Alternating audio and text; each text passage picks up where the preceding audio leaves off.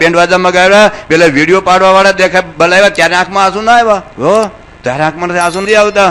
હમણાં જોજો, એક દિવસ આપણી સંસદ સભા ચાલે છે ને 1,23,00,000 રૂપિયા ખર્ચાય છે. એક દિવસમાં 1,23,00,000 રૂપિયા સંસદમાં ખર્ચાય છે. મારા વાલીને સંસદ સભા હાલવા જ નથી દેતા, ખબર છે ને? દિવસોના દિવસો સુધી બંધ રહે છે. આ ભારત દેશની અંદર જ્યાં 20 કરોડ મનુષ્યોને એક ટંક પૂરતું ખાવાનું મળતું નથી, એ દેશમાં એક દિવસ સંસદ સભા ન હાલે તો 1,23,00,000, 1 મિનિટના 23,000 રૂપિયા ખર્ચાય છે. 1 મિનિટ જો સંસદ સભા ના હાલે તો 23,000 રૂપિયા ખર્ચાય છે. ત્યાં કોઈને આંખમાં આંસુ નથી આવતા? બોલો, ત્યાં આંખમાં આંસુ નથી આવતા? અમે હરિભક્તોને જમાડીએ, કાર્યકર્તાઓને જમાડીએ, એમાં આંખમાં આંસુ આવી જાય. કેવું કહેવાય? હા, કે હું કેમ જમાડો છો? બરાબર, અમે તો જમાડી ભાઈઓ, અમારો તો સંપ્રદાય છે, અમે તો જમાડીને જ મોટા કરવા. અને અમારું ઘર છે ને અમારા ભાઈઓ છે, હરિભક્તો અમારા ભાઈઓ છે, એની સેવા અમને કરે તો અમને તક મળે સેવા કરવાની. એ તો અમારી સેવા કરે છે, અમારે પણ એમની સેવા કરવી જોઈએ. ભગવાન સ્વામિનારાયણ જમાડ્યા છે, બધાને જમાડવાના અમે ભવિષ્યમાં પણ મૂળ વાત એટલી છે કે આપણને અહીં જ દેખાય છે, મંદિરમાં જ બધાને પ્રશ્ન થાય, મંદિરમાં ખોટા ખર્ચા થાય. પણ આ જો ને, આ બહાર ખાવા જાય છે, 7 દિવસના અઠવાડિયાના 10 કરોડ રૂપિયા ખર્ચે ગુજરાતીઓ મારા વાળા. પી પાછળ પીઝા ને પાન પરાગ ને અઠવાડિયાના 10 કરોડ ખર્ચે. ત્યાં કોઈના આંખમાં આંસુ નથી આવતા? બોલો, કોઈની આંખમાં આંસુ નથી આવતા. પણ આવા વિચારો આપણને ગમે? આ મંદિરમાં બધાની એલર્જી છે, અને એમાં સ્વામિનારાયણ મંદિરનું તો બધાની એલર્જી છે. ઘણા તો ડાયા છે, બધા આવો છે, પણ લોકોને સ્વામિનારાયણ પ્રત્યે ખબર નહીં આવે મારું શું કરવું હવે. 200 વર્ષ પછી પણ અમારું હજુ સુધર્યું નથી. હવે ભગવાન આજે સૂર્ય જયારે મધ્યાહન તપે છે, પ્રમુખ સાહેબ મહારાજનો BAPS સંસ્થાનો સૂર્ય મધ્યાહન તપે છે, પણ છતાં કેટલા ઘુવડ જેવા સૂર્ય દેખાતો નથી. એમાં સૂર્યનો વાંક નથી, વાંક ઘુવડનો છે ભાઈઓ. તો મૂળ વાત એટલી છે કે સત્પુરુષ દ્વારા આ વાત સમજવાની છે. તો ભગવાન સ્વામિનારાયણ પોતાના સ્વરૂપની વાતો કરી છે, પરંતુ સત્પુરુષ વગર વાત સમજાવી નથી. भगवान स्वामिनारायण बहुत स्पष्टपणे लिखू है कि दूसरा जो अवतार हुआ था सो कार्य कारण हुआ था, लेकिन मैं जो प्रकट हुआ हूं सो जीवों को अज्ञान के नाश के वास्ते, जीवों को ब्रह्मरूप करने के लिए, आत्यंतिक मुक्ति देने के वास्ते अक्षरातीत जो पुरुषोत्तम नारायण सो आज हम मनुष्य जैसा बना हूं. भगवान स्वामिनारायण પોતાના પ્રાગટ્યના 6 હેતુ કાર્યાણીની અંદર ગોપાલ સ્વામીને સમજાવેલા. ભગવાન સ્વામિનારાયણ કહ્યું કે હું મારું સર્વોપરી સ્વરૂપ સમજાવીને, મારી સર્વોપરી ઉપાસના પ્રવર્તાવીને અનંત જીવોને મારે આશ્રય લઈને મારે અક્ષરધામમાં લઈ જવા છે. એટલું જ નહીં, પૂર્વે થઈ ગયેલા જે અવતારો અને એ અવતારોના ભક્તોને પણ ફરી વખત મનુષ્ય જન્મ લેવડાવીને એને મારો યોગ સાધીને અને મારું સ્વરૂપ ઓળખાવીને મારે અક્ષરધામમાં લઈ જવા છે. અને એટલા જ માટે આપણે સંપ્રદાયની અંદર જાણીએ છીએ કે ભગવાન સ્વામિનારાયણ જયારે ગાદી ઉપર આવ્યા, રામાનંદ સ્વામી ધામમાં ગયા પછી 14માના દિવસે ભગવાન સ્વામિનારાયણ પોતાનું ભજન શરૂ કરાવ્યું છે. સ્વામિનારાયણ ભજન શરૂ કરાવ્યું છે. એની પહેલા રાધા કૃષ્ણ નર નાલ લક્ષ્મીનારાયણ બધું ભજન થતું હતું, પણ ભગવાન સ્વામિનારાયણ રામાનંદ સ્વામી ધામમાં ગયા પછી 14માના દિવસે સત્સંગીઓ સંતોરી ભક્તોની સભા શરૂ કરી. અને એ 14માના દિવસે જ ભગવાન સ્વામિનારાયણ આજથી તમે મારા નામનું ભજન તમે શરૂ કરજો. તો ભજન સ્વામિનારાયણ શરૂ કર્યું. શ્રીજી મહારાજે પોતાના સ્વરૂપની અનેક વખત વાતો કરી છે, પણ છતાંય એ પાત્રતા એવી હતી, લોકોને એમ લાગે કે આ ભગવાનને ઘણા થઈ જાય કે ભગવાન થઈ જવું છે. એટલા માટે જ મહારાજે વાત કરેલું એના 18મા વચનામૃતમાં કે આ વાત કરતા મને બીક લાગે છે, કારણ કે જો સભામાં વાત કરું તો કોઈને એવું લાગે કે પોતાને ભગવાન થઈ જવું છે અને બીજા અવતારો કે માતાજી કે બીજાની ટીકા કરે છે. પણ ટીકાનો પ્રશ્ન નથી. મેં વાત કરેલી કે તાલુકા પંચાયતના પ્રમુખ કરતા જિલ્લા પંચાયતનો પ્રમુખ છે મોટું કહેવામાં, તમે તાલુકા પંચાયતનું ખંડન નથી કરતા. જિલ્લા પંચાયતના પ્રમુખ કરતા ગુજરાતના મુખ્યમંત્રી મોટા છે એવું બોલવામાં તમે જિલ્લા પંચાયતના પ્રમુખનું ખંડન નથી કરતા. ગુજરાતના મુખ્યમંત્રી કરતા ભારતના વડાપ્રધાન મોટા છે એવું બોલવામાં તમે ગુજરાતના મુખ્યમંત્રીનું ખંડન નથી કરતા. ભાઈઓ, લાખોપતિ કરતા કરોડપતિ આર્થિક દ્રષ્ટિએ મોટો છે એવું બોલવામાં તમે કરોડપતિની નિંદા નથી કરતા. MBBS ડોક્ટર કરતા MD અથવા MS થયેલો ડોક્ટર મોટો છે એવું બોલવામાં તમે MBBS ડોક્ટરનું ખંડન નથી કરતા. જે વાસ્તવિકતા છે, જે શાસ્ત્રોની વાત છે, એ શાસ્ત્રોની વાત ભગવાન સ્વામિનારાયણને સમજાવવાની હતી, પરંતુ એ વખતના સંજોગો એવા હતા કે લોકો સ્વીકારી શક્યા નહીં. અને એટલા માટે એ ગુણાતીત સત્પુરુષને એટલા માટે જ આ પૃથ્વી પર આવેલા શ્રીજી મહારાજે પેલું મંદિર અમદાવાદમાં બાંધ્યું, નર નારાયણ દેવની પ્રતિષ્ઠા કરી. એ વખતે એક બેન પોતે રડતા હતા. મહારાજે પૂછ્યું કેમ રડો છો? કે મહારાજ આ લોકો તમને ભૂલી જશે, તમને ભૂલી જશે. તમે ભજન સ્વામિનારાયણ શરૂ કરાવ્યું અને નરનારાયણ વચ્ચે પધરાવ્યા છે, લોકો નરનારાયણમાં ચોડી જશે અને સ્વામિનારાયણ ભૂલી જશે. મહારાજ કે કઈ વાંધો ભવિષ્યની અંદર વાત સમજાશે. પછી આનંદ સ્વામીનું બાવરું પકડીને મહારાજ રૂપચોક્કીમાં લઈ ગયા અને બોલ્યા કે સ્વામી તમે સમજ્યા કે શું?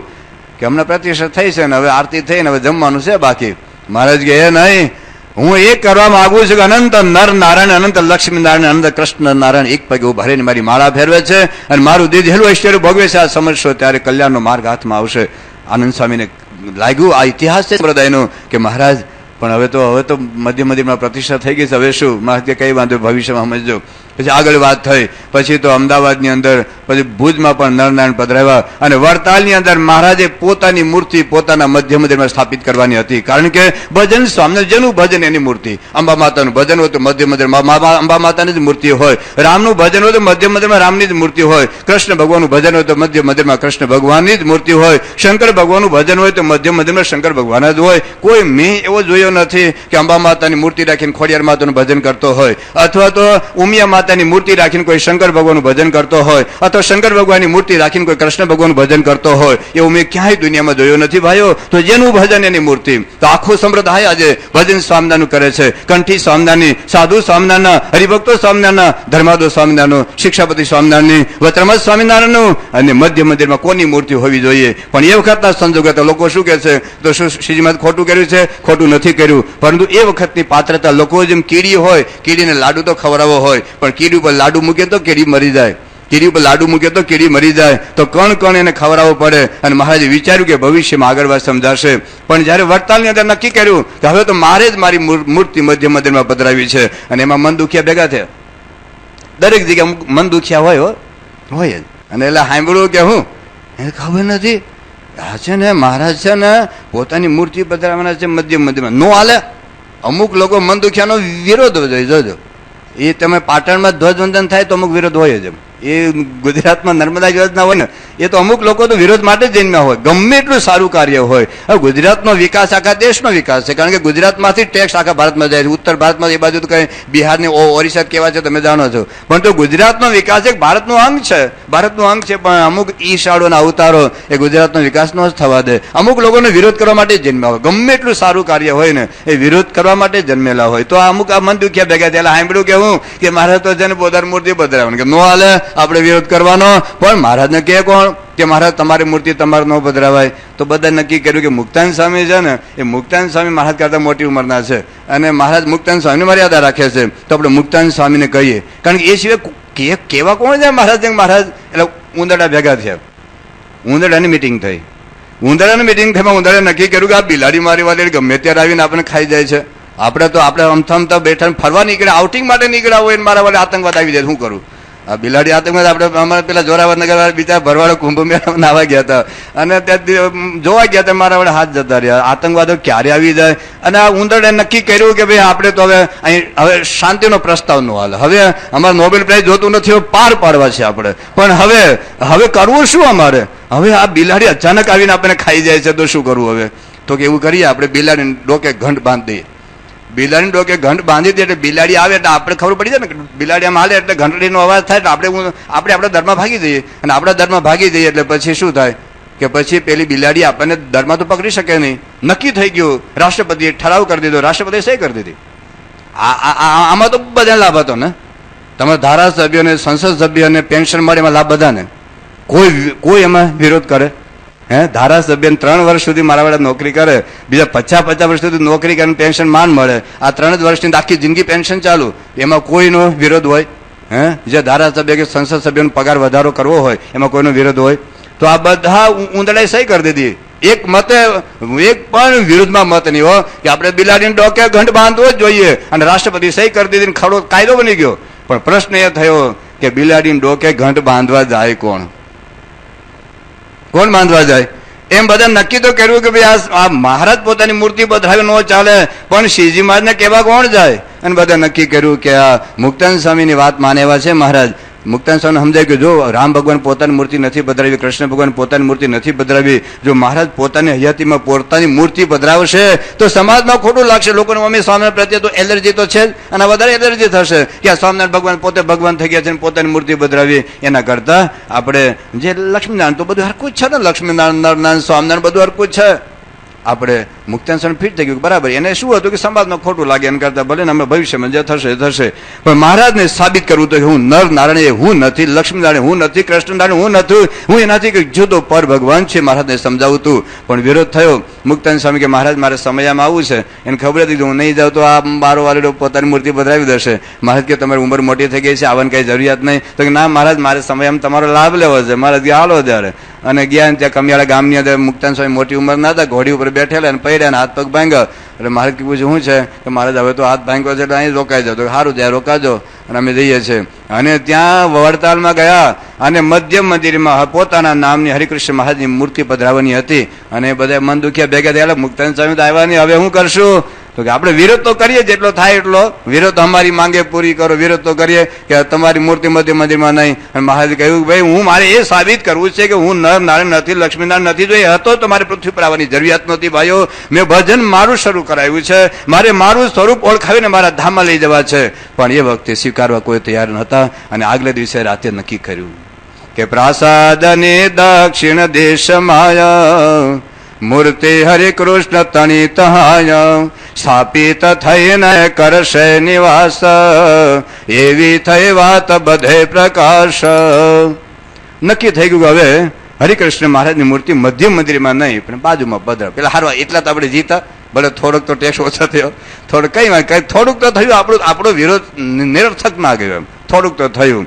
તે મૂર્તિનું ધ્યાન ધરી હંમેશા સત્સંગી સૌ ચિંતવશે વિશેષ, સર્વોપરી ઈશ છબી ગણાશે, પ્રેમે પૂજા માનસી તો કરાશે, પ્રત્યક્ષ મૂર્તિ નહીં પ્રાપ્ત જેને, તે મૂર્તિ તો જીવન દોરી તેને, એનો જ મહિમા મોટો મનાશે, કલ્યાણ તો તે થકી જ થાશે. મહારાજે કહી દીધું કે ભલે મારી મૂર્તિ તમે અત્યારે બાજુમાં બેસાડો પણ તે મૂર્તિનું ધ્યાન ધરી હંમેશા સત્સંગી સૌ ચિંતવશે વિશેષ, સર્વોપરી ઈષ્ટ છબી ગણાશે, પ્રેમે પૂજા માનસી તો કરાશે, પ્રત્યક્ષ મૂર્તિ નહીં પ્રાપ્ત જેને, તે મૂર્તિ તો જીવન દોરી એનો જ મહિમા મોટો મનાશે, કલ્યાણ તો તે થકી જ થશે.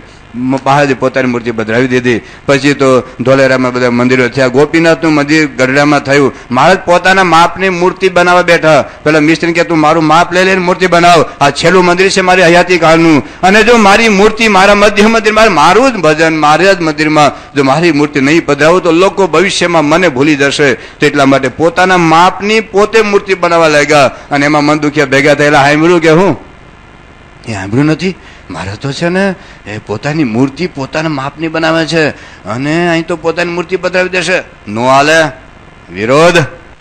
અને વિરોધ શરૂ થયો. મહારાજે કહ્યું કે આ લોકોને પેટમાં દુખે છે, પગમાં નાખ આંટીને હાથમાં નાખ મોરલી. એટલે એ વાંધો નહીં, ગોપીનાથ મહાદેવની જય. અને ગોપીનાથ મહાદેવ પધરાવી દેવા પડ્યા. પણ જુઓ સંપ્રદાયની અંદર સત્પુરુષ વગર આ વાત સંતો બધા જાણતા હતા, સમજતા હતા. મહારાજે કેટલી બધી પોતાના સ્વરૂપની વાત કરી. શરૂઆતના સમાધિ પ્રકરણમાં પોતાના સર્વોપરી સ્વરૂપની અંદર અનંત અવતારો પોતામાંથી પ્રગટ થતા હોય, પોતામાં લીન થતા એ વાતો કરી. વચરામતની અંદર જબરજસ્ત પોતાના સર્વોપરી સ્વરૂપની વાતો કરી છે. 8 મહિના સુધી સંતોની શિબિરો ભેગી કરીને મહારાજે પોતાના સ્વરૂપની વાતો કરી છે. પણ અંતે તો કબૂતર્યા મહારાજે આ બધી વાતો સમજાવી. કારણ કે ગુણાતીત સત્પુરુષ વગર આ વાત સમજાવી નથી. કારણ કે મેં વાત કરેલી કે જીવ, ઈશ્વર, માયા, બ્રહ્મ અને પરબ્રહ્મ અક્ષર બ્રહ્મથી પરબ્રહ્મ છે. તો અક્ષર બ્રહ્મ જેવા પરબ્રહ્મને જાણી શકે એ જીવ ઈશ્વર કોઈ ન જાણી શકે. તો જીવ, ઈશ્વર, માયા, બ્રહ્મ અને પરબ્રહ્મ બ્રહ્મથી પરબ્રહ્મ છે. એ પરબ્રહ્મને ઓળખવા માટે બ્રહ્મની જરૂરિયાત છે. જેમ પિતાશ્રીનો નિશ્ચયની માં કરાવે, કોઈ વકીલો ના કરે, કોઈ ન્યાયાધીશ ના કરાવે, પિતાશ્રીનો નિશ્ચયની માં કરાવે. કારણ કે માને જ ખબર છે એના પિતાશ્રી કોણ છે. એમ માયાથી પર બે તત્વ છે, અક્ષર બ્રહ્મ અને પરબ્રહ્મ. તો અક્ષર બ્રહ્મ એ જ પરબ્રહ્મને ઓળખાવી શકે. તો એ અક્ષર બ્રહ્મને લઈને ભગવાન સ્વામિનારાયણ પૃથ્વી પર પધાર્યા છે. ગઢડા પ્રથમના 71માં વચરામૃતની અંદર ભગવાન સ્વામિનારાયણે વાત કરી કે પુરુષોત્તમ નારાયણ જ્યારે પૃથ્વી ઉપર પ્રગટ થાય છે ત્યારે એ પોતાનું અક્ષરધામ લઈને આવે છે. એ અક્ષર બ્રહ્મ સહિત ભગવાન પૃથ્વી પર બિરાજમાન છે. એ વાત પોતે સમજવી અને બીજાને સમજાવી. એ કાર્ય ભગતજી મહારાજે કર્યું. શ્રીજી મહારાજે ગુણાતીતાનંદ સ્વામી અક્ષર બ્રહ્મ છે એની પ્રતીતિ કરાવી, ઓળખાણ કરાવી. વચરામૃત રહસ્ય ભાગ 3 ની અંદર ગુણાતીતાનંદ સ્વામી અક્ષર બ્રહ્મ શા માટે છે, સંપ્રદાયમાં અક્ષર બ્રહ્મની શું મહત્તા છે, અક્ષર બ્રહ્મની શું જરૂરિયાત છે, એ વચરામૃત રહસ્ય ભાગ 3 ની અંદર આપણા સંપ્રદાયના ગ્રંથોના આધારે અને ઉપનિષદો વગેરે શાસ્ત્રોના આધારે અક્ષર બ્રહ્મનું નિરૂપણ એની અંદર કરેલું છે. તો એ અક્ષર બ્રહ્મ ગુણાતીતાનંદ સ્વામીને મહારાજે ઓળખાણ કરાવી. અને ગુણાતીતાનંદ સ્વામીનો ઉદ્ઘોષ એ ભગતજી મહારાજે હથેળીમાં માથું લઈને સખત વિરોધ સહિત એને ભગતજી મહારાજને ઓળખાણ કરાવી. તો એ સત્પુરુષની પરંપરા દ્વારા આજે ભલે 2000 સાધુ હતા ભગવાન સ્વામિનારાયણ, અને કેટલાક સંતો તો જબરજસ્ત હતા, ઇન્દ્રને પાટું મારીને વરસાદ વરસાવે એવા સચ્ચિદાનંદ સ્વામી હતા. નરકના કુંડની અંદર જઈ અને સ્વામિનારાયણ શબ્દ બોલીને નરકના કુંડ ખાલી કરી શકે એવા સ્વરૂપાનંદ સ્વામી હતા. મરેલી ઘોડીને જીવતી કરી શકે એવા વ્યાપકાનંદ સ્વામી હતા. અષ્ટાંગ યોગ સિદ્ધ કરેલા સાક્ષાત કૃષ્ણનો અવતાર એ ગોપાલ સ્વામી જેવા હતા. ત્યાગ વૈરાગ્યની મૂર્તિ એવા મુક્તાનંદ સ્વામી, નિષ્કાળ સ્વામી હતા. અખંડ આત્માને દેખનારા એવા બધા આત્માનંદ સ્વામી હતા. અરે એની કવિત્વ શક્તિમાં, એની બુદ્ધિ શક્તિમાં જગતમાં જેનો જોટો ન મળે એવા બ્રહ્માનંદ સ્વામી હતા. શાસ્ત્રના જ્ઞાનમાં, શાસ્ત્રોની નિપુણતામાં જેનો જોટો ન મળે એવા નિત્યાનંદ સ્વામી હતા. એક થી જગતના ભગવાન થઈને પૂજાય એવા પરમહંસો હતા. પણ શ્રીજી મહારાજનું સ્વરૂપ, યથાર્થ સ્વરૂપની અંદર જેવા ગુણાતીતાનંદ સ્વામી સમજાવી શક્યા સંપ્રદાયની અંદર, ભલે ગુણાતીતાનંદ સ્વામી લોકની અંદર અભણ હતા, કોઈ વિદ્વાન નહોતા, એનું કોઈ ભજન લખ્યું નથી, કોઈ શાસ્ત્ર લખ્યું નથી, પણ સાક્ષાત અક્ષર બ્રહ્મનો અવતાર હતા. અને એટલા જ માટે શ્રીજી મહારાજે આખા સંપ્રદાયના પ્રત્યેક સંતોરી ભક્તોને આજ્ઞા કરેલી કે જુનાગઢમાં 1 મહિનો જજો, વર્ષો વર્ષ 1 માસરે કરુઆ મંદિરમાં નિવાસરે, 1 મહિના સુધી આવી કથા વાર્તા ચાલે ને તો કઈક હૃદયના અંધકાર દૂર થાય, તો કઈક ગેરસમજણ અણસમજણ તો દૂર થાય. તો શ્રીજી મહારાજે આજ્ઞા કરેલી. અને ગુણાતીતાનંદ સ્વામી જુનાગઢ જિલ્લાની અંદર રહીને 40 વર્ષ 4 માસ 4 દિવસ અને બાબા એવું બોલે કે 4 કલાક 4 મિનિટ ને 4 સેકન્ડ એ ગુણાતીતાનંદ સ્વામી જુનાગઢમાં રહ્યા. અને જબરજસ્ત મહારાજના સ્વરૂપ પર પણ એની વાત કરી. અરે આપણો ઈષ્ટદેવ ભગવાન જેને જે માનતા હોય એને માન્યતા બરાબર છે, પણ ભગવાન સ્વામિનારાયણ પોતાનું સ્વરૂપ સમજાવવા માટે આવ્યા છે. તો આપણા સંપ્રદાયમાં આપણી જય પેલી જોઈએ, સહજાનંદ સ્વામીની જય પેલી જોઈએ, આપણા મધ્ય મંદિરમાં આપણી મૂર્તિ પેલી જોઈએ. એ વાતો ગુણાતીતાનંદ સ્વામી શરૂ કરી. અને શાસ્ત્રીજી મહારાજા સંપ્રદાયની અંદર એવા એક યુગ પુરુષ પ્રગટ થયા. શાસ્ત્રી મહારાજની વાત આપણે 1-2 દિવસ કરશું. શાસ્ત્રી મહારાજ સંપ્રદાયમાં ના હોત તો આજે પણ વચ્ચે મધ્ય મંદિરમાં નરનારાયણ, લક્ષ્મીનારાયણ, ગોપીનાથ હોત. તો મંદિર સ્વામિનારાયણ છે. જો નરનારાયણનું મંદિર હોય તો નરનારાયણ પધરાય વાંધો નથી, લક્ષ્મીનારાયણનું મંદિર હોય તો એના મધ્યમાં લક્ષ્મીનારાયણ પધરાય વાંધો નથી, શંકર ભગવાનનું મંદિર હોય તો એના મધ્ય મંદિરમાં શંકર પધરાય વાંધો નથી. આજે આખો સંપ્રદાય ભજન સ્વામિનારાયણ કરતા હોય તો મધ્ય મંદિરમાં સ્વામી અને નારાયણ. એક મને પ્રશ્ન પૂછ્યો છે કે સ્વામી અને નારાયણ શું છે ભાઈઓ? તો જેમ રાધા અને કૃષ્ણ, રાધા ભક્ત છે, કૃષ્ણ ભગવાન છે, જેમ નર અને નારાયણ, નર ભક્ત છે, નારાયણ ભગવાન છે, લક્ષ્મી અને નારાયણ, લક્ષ્મી ભક્ત છે, નારાયણ ભગવાન છે, સીતા અને પાર્વતી, સીતા ભક્ત છે, અને સીતા અને રામ, સીતા અને રામ, સીતા એ ભક્ત છે, રામ ભગવાન છે, સીતા ભગવાન નથી, લક્ષ્મીજી ભગવાન નથી, રાધિકા ભગવાન નથી, નર ભગવાન નથી. પણ હિન્દુ ધર્મની અંદર યુગલ ઉપાસના છે. શંકર અને પાર્વતી, તો પાર્વતી ભક્ત છે, શંકર ભગવાન છે. એમ સ્વામી અને નારાયણ, સ્વામી એટલે ગુણાતીતાનંદ સ્વામી, નારાયણ એટલે સહજાનંદ સ્વામી. કારણ કે શ્રીજી મહારાજે દીક્ષા લીધેલી ત્યારે એમના ગુરુ રામાનંદ સ્વામી જે 2 મંત્ર 2 નામ આપ્યા છે, નારાયણ મુનિ અથવા સહજાનંદ સ્વામી. એનું નામ સ્વામિનારાયણ પડેલું જ નથી. જો મહારાજે પોતાનું ભજન શરૂ કરાવ્યું હોત તો ઘનશ્યામ ઘનશ્યામ, હરિકૃષ્ણ હરિકૃષ્ણ, અથવા તો નારાયણ મુનિ અથવા સહજાનંદ ભજન કરાવ્યું હોત. પણ એને સ્વામિનારાયણનું ભજન કરાવ્યું છે. ભક્ત અને ભગવાન, જેમ લક્ષ્મી અને નારાયણ, જેમ નર અને નારાયણ, જેમ રાધા અને કૃષ્ણ, જેમ સીતા અને રામ, જેમ પાર્વતી અને શંકર, એમ આપણે હિન્દુ ધર્મની અંદર આ યુગલ ઉપાસના છે. ભક્ત છે ભગવાન. એવી રીતે આ શાસ્ત્રીજી મહારાજે જે ભગવાન સ્વામિનારાયણનો સિદ્ધાંત એમણે પ્રવર્તાવેલો કે અક્ષર અને પુરુષોત્તમની વાત છે, બ્રહ્મ અને પરબ્રહ્મની વાત છે, આત્મા અને પરમાત્માની વાત છે, સ્વામી અને નારાયણની વાત છે. તો મંદિર સ્વામિનારાયણનું છે, સ્વામિનારાયણના સંતો છે, સ્વામિનારાયણ હરિભક્તો છે, આખો સંપ્રદાય ભગતન સ્વામિનારાયણ કરે છે. પણ શાસ્ત્રીજી મહારાજે એક સિદ્ધાંત માટે નીકળેલા, કોઈ ગુરુકુલના સ્થાપન માટે નીકળ્યા નહોતા, કોઈ અહમ અને મમત્વ માટે નીકળ્યા નહોતા, જગતના ભગવાન તેને પૂજાવા માટે નીકળ્યા નહોતા. એક સાચી વાત શાસ્ત્રી મહારાજે માથું હથેળીમાં લઈને નીકળ્યા છે. એટલા સખત વિરોધની વચ્ચે એનું જીવન હોડમાં મૂકીને કેટલા મારી નાખવાના પ્રયત્નો થયેલા. એક 5 સંતો સાથે નીકળેલા, 100-150 ભક્તો માટે શાસ્ત્રીમાં નીકળેલા. પણ શાસ્ત્રીમાં બોલતા કે સાચે દેવડે ઘંટ વાગશે. આજે વિશ્વવ્યાપી BAPS સંસ્થા પહોંચી છે. કારણ કે એના પાયાની અંદર એક સાચો સિદ્ધાંત હતો. કોઈ અહમ અને મમત્વ માટે નીકળ્યા નહોતા. તો જો સત્પુરુષ સમજ્યા, ગુણાતીતાનંદ સ્વામી એક સત્પુરુષ, ભગતજી મહારાજની સત્પુરુષ, શાસ્ત્રીમાં યોગી મહારાજના જે પ્રમુખ છે મહારાજ, એવા એક સત્પુરુષ છે જેને મહારાજનો એક સત્ય રજગત અભિપ્રાય એ સિદ્ધાંત સમજ્યા. તો મહારાજે મૂર્તિઓ પધરાવી ખોટી નથી, પણ એ વખતના સંજોગો હતા. જો મહારાજને ખાલી નરનારાયણ જ મૂર્તિ પધરાવી હોત તો આખા સંપ્રદાયમાં બધી જગ્યાએ મહારાજ નરનારાયણ પધરાવ્યા હોત. કોઈ પણ ઈષ્ટદેવોને, દાખલા તરીકે કોઈ ગાયત્રી માતાના ઉપાસક હોય એ બધી જગ્યાએ ગાયત્રી માતાની જ મૂર્તિ પધરાવે. એક જગ્યાએ ગાયત્રી માતાને, એક જગ્યાએ ખોડિયાર માતાને, એક જગ્યાએ અંબા માતા ના પધરાવે. કોઈ રામના ઉપાસક હોય તો બધી જગ્યાએ રામની જ મૂર્તિઓ પધરાવે, કોઈ શંકર ભગવાન ઉપાસક હોય તો બધી જગ્યાએ શંકર ભગવાનની જ મૂર્તિ પધરાવે. એમ જો મહારાજને નરનાનું ભજન કરાવવું હોય તો બધા જ સંપ્રદાયના બધા જ મંદિરોમાં, ગરડામાં કે ધોલેરામાં કે પછી જુનાગઢની અંદર બધી જગ્યાએ નરનારાયણ પધરાવ્યા હોત. પણ આજે જુદા જુદા પધરાવ્યા છે. કોઈ જગ્યાએ નરનારાયણ, કોઈ જગ્યાએ લક્ષ્મીનારાયણ, કોઈ જગ્યાએ રાધાકૃષ્ણ, કોઈ જગ્યાએ મદન મોહન દેવ, કોઈ જગ્યાએ ગોપીનાથ, કોઈ જગ્યાએ શંકર પાર્વતી પણ પધરાવ્યા છે, મહારાજે સૂર્યનારાયણ પણ પધરાવ્યા છે. તો જે વિસ્તારમાં જે હરિભક્તોમાં જે ઈષ્ટદેવનું પ્રાધાન્ય હતું એ પધરાવ્યા છે. પણ મહારાજે ભક્ત સહિત પોતાના ઉપાસનાની વાત સમજાવેલી છે વચરામૃતમાં. તો શ્રીજી મહારાજે વાત કરી કે વચરામૃતમાં તો બધી જ વાતો છે, પણ સત્પુરુષ જો મળે, સત્પુરુષ જો પ્રગટ થાય તો એના થકી વાત સમજાય છે. સત્પુરુષ જો ન મળે તો વાત ન સમજાય. સત્પુરુષ એટલે ખાલી અમાર જેવા સાધુ નહીં, પણ ગુણાતીત સત્પુરુષ અક્ષર બ્રહ્મની વાત છે. જીવ, ઈશ્વર, માયા, બ્રહ્મ અને પરબ્રહ્મ. તો અક્ષર બ્રહ્મ જે સત્પુરુષ શ્રીજી મહારાજ પૃથ્વી પર લઈને આવેલા પ્રથમ 71માં વચરામૃત પ્રમાણે એ અક્ષર બ્રહ્મની પરંપરા આજે પ્રમુખ સ્વામી દ્વારા સુધી પહોંચી છે. તો એ પ્રમુખ સ્વામી મહારાજ એવા સત્પુરુષ જો આપણને મળે તો પછી શાસ્ત્રોની જે સાચી વાત છે એનો રદગત અભિપ્રાય છે એ આપણને સમજાય છે.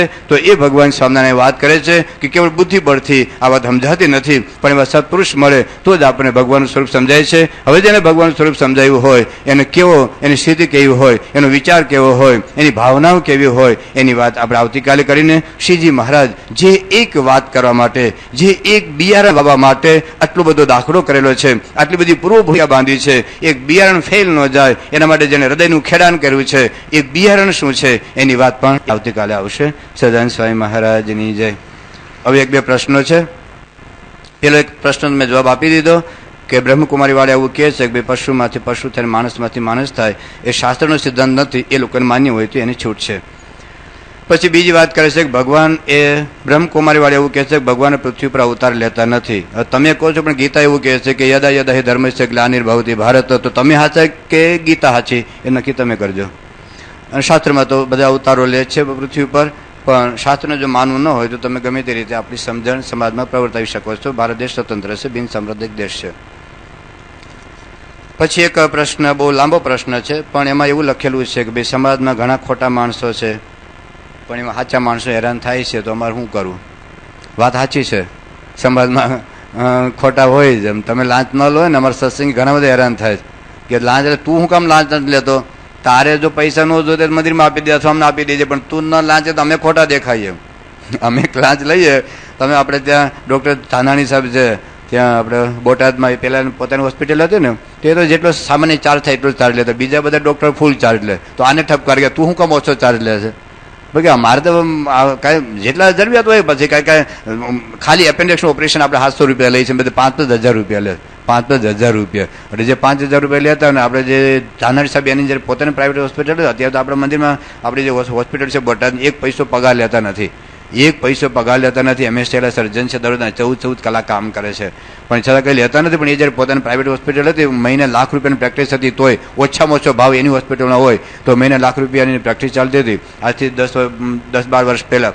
પણ હવે હેરાન તો થવું જ પડે. સાચા માણસો આ સમાજમાં હેરાન છે. ઘણી વખત તમે નીતિમાં રહો તો તમને હેઠા ઉતારે જ પાર પડો. સાચા ગુંડા હોય ને એ જ ઉપર રહે. ઘણી વખત એવું આપણને લાગે છે, પણ છેવટે સત્યમ એવું જયતે, હંમેશા સત્યનો વિજય થાય છે. ભલે કદાચ આપણે થોડુંક હેરાન થવું પડે, પણ સત્યનો માર્ગ ક્યારે છોડવો નહીં. આજે સ્વામીનો એ સિદ્ધાંત છે. ભલે કાદવની અંદર પણ કમળ ખીલી શકે છે, કાદવની અંદર પણ કમળ ખીલી શકે છે. દેશ પ્રદેશમાં પ્રમુખ સમાજ એવા પણ હરિભક્તો, એવા યુવકો, બાળકો તૈયાર કરેલા છે. મેં વાત કરી તો અમેરિકામાં તમે જાઓ ને, એવું વિચિત્ર કોલેજમાં વાતાવરણ છે, એ ભયંકર હોસ્ટેલો છે, તમારું મગજ પાકી જાય એવી હોસ્ટેલો છે. એમાં આપણા છોકરા છોકરીઓ નિર્લભ રહી શકે છે. તો સમાજ તો એવો રહેવાનો. તમે સમાજ ઉપર એ આખા પૃથ્વી ઉપર કાંટા પાથરેલા હોય તો તમે કાંઈ ચામડું મઢાવી શકો નહીં, તમે બૂટ પહેરી લો. એમ સમાજમાં જે તંત્ર બગડેલું છે ભગવાન સુધારશે. એ તો એને કહ્યું છે, એનું વચન છે કે યદા યદા હે ધર્મ છે ગ્લાનિર્ભવતિ ભારત.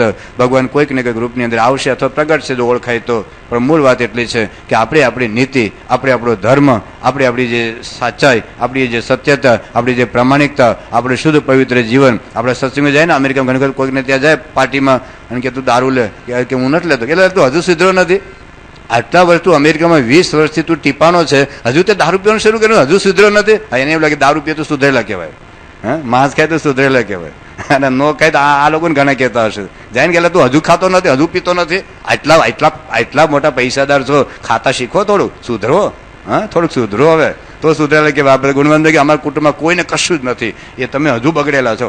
સુધરો. આ સમાજમાં સ્ટેટસમાં રહેવું પડે ભાઈઓ, સ્ટેટસમાં રહો, આમ ખાતા પીતા થાવ તો, પણ કંઈ નહીં. આપણે પ્રમાણિકતા રાખવી. એક વખત સત્યનો વિજય થશે. તમને તો જિંદગીમાં રહેશે કે મેં જિંદગીમાં ખોટું નથી કર્યું. બસ તમને જિંદગીમાં એટલો સંતોષ છે ને, એક મોટા મોટું ધન છે, તો એક જરૂરી છે. બીજો એક નાનો પ્રશ્ન છે.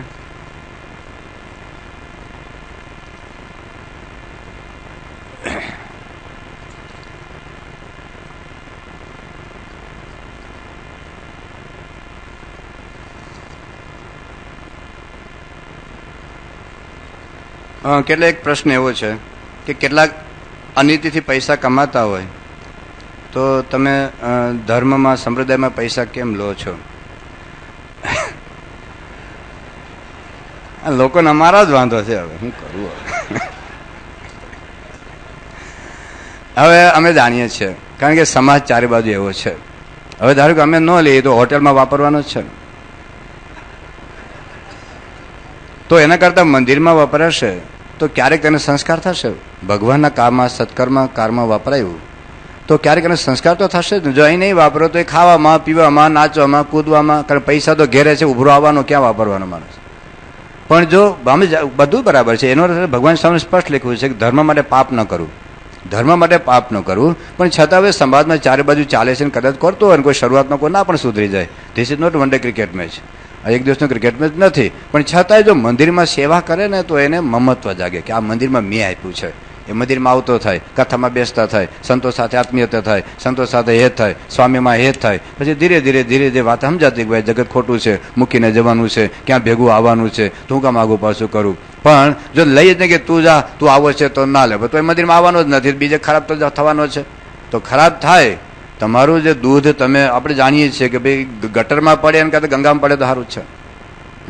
તો ગમે તેવું ગટર પણ ગંગામાં ભળે ને તો એ ગંગા થઈ જાય. ખબર આપણે આપણી નદીઓમાં ગટરો જ ભળે છે, છતાં આપણે ગંગા નદીનું પાણી પીએ છીએ. પણ કહેવાનું તાત્પર્ય એટલું છે કે એ બાને એને ખોટું કરવાની કોઈ પ્રેરણા નથી આપતા અમે. પણ સમાજમાં છે, હજી પોતાનું શૂરવીર મન ન થયું હોય, મજબૂત ન થયા હોય તો થાય પ્રશ્નો કદાચ. પણ છતાંય મંદિરમાં લઈએ છીએ એટલા માટે, અને જે સ્પેશિયલ એના માટે જ ધંધો હોય તો અમે નથી પણ લેતા. દાખલા તરીકે આપણે જ્યારે લંડન મંદિર બંધાયું ત્યારે અમે લંડનની અંદર એક કેસિનો ને બધું જુગાર ને બધું છે, તો દર વર્ષે અમુક રૂપિયા ભેગા થાય તો એવી સંસ્થાને આપે. તો કેટલા 50 મિલિયન પાઉન્ડ એનું એક એ લોકોનું એક કલેક્શન હતું. અને પ્રિન્સ ચાર્લ્સ એણે એ લોકોને સજેસ્ટ કર્યું કે આ 50 મિલિયન પાઉન્ડ એના રૂપિયામાં ગણતરી કરજો. અઢી અબજ એ વખતે અઢી અબજ રૂપિયા હતા. એ વખતે લગભગ 50 રૂપિયા કિંમત હતી, અત્યારે તો લગભગ 75-76 રૂપિયા છે. તો અઢી અબજ રૂપિયા થતા હતા.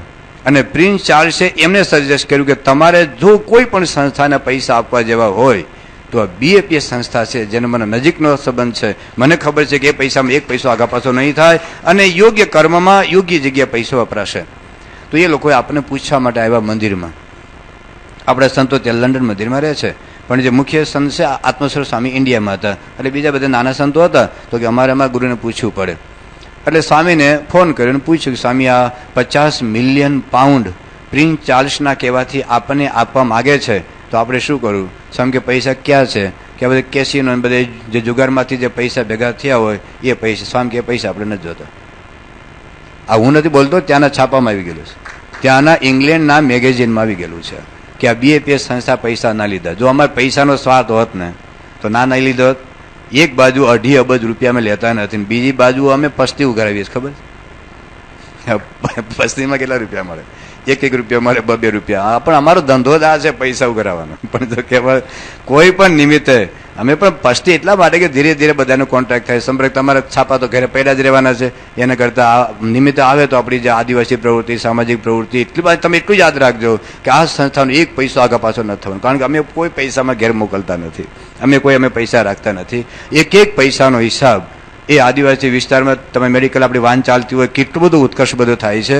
આપણી ગુજરાતની અંદર થોડાક વર્ષો પહેલાંની વાત કરું છું, 1 લાખ જેટલા આપણે ચેરિટેબલ ટ્રસ્ટ છે. થોડાક લગભગ 92ની સાલની વાત છે, અત્યારે તો વધી ગયા હશે. એ વખતના ચેરિટેબલ ટ્રસ્ટના કમિશનરે વાત કરેલી કે 1 લાખ ટ્રસ્ટો છે, પણ BAPS સંસ્થાનો જે ટ્રસ્ટ અને એનો જે હિસાબ એટલો ચોખ્ખો એટલો ક્લિયર કટ છે.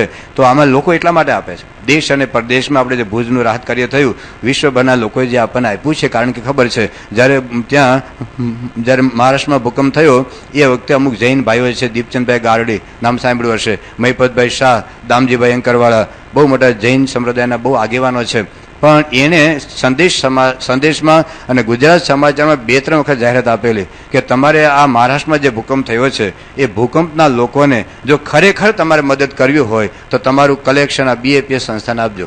અને જૈન લોકોએ પણ કલેક્શન આપણે 40-42 લાખ આપણી સંસ્થાને આપેલું. નહીં તો શું થાય, તમે ગાયો માટે 5,000 રૂપિયા મોકલ્યા હોય તો 5 રૂપિયા ગાય સુધી પહોંચે, બીજા આખલા વચ્ચે ન ખાઈ જાય. સજાન સ્વામી મહારાજને જય. સ્વામિનારાયણ.